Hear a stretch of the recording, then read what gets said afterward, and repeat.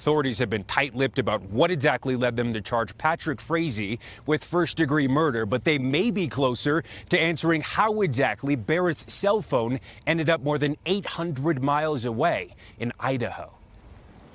Patrick Frazee appeared for his daughter's custody hearing on Thursday amid questions about his relationship with a woman from Idaho. Law enforcement sources say they are now looking at a 32-year-old nurse who possibly disposed of Kelsey Barrett's phone. The last sign of life from the missing Colorado mom, who was last seen Thanksgiving Day shopping with her 1-year-old daughter. The woman in question is reportedly from Twin Falls, Idaho, not far from where Barrett's phone pinged on November 25th.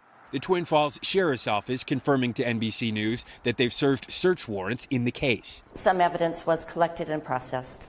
Earlier this week, prosecutors suggested others could be involved. There potentially could be other people arrested in this case. A body has yet to be found, but authorities no longer believe that the 29-year-old is alive, offering two theories about Barrett's death, each one represented by a count of first-degree murder against Barrett's fiancé, Patrick Frazee. One alleges Barrett was killed deliberately. The other alleges she died during a robbery he commissioned.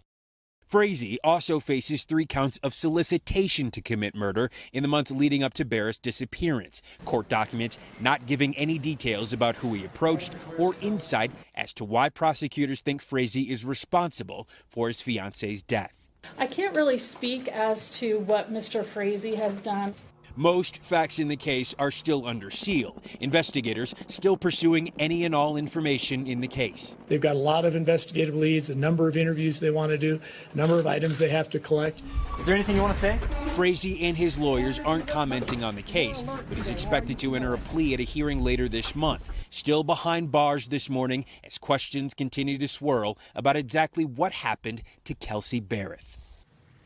Steve, a lot of people wondering about the little child here. I know there was a custody hearing yesterday. What did the court decide?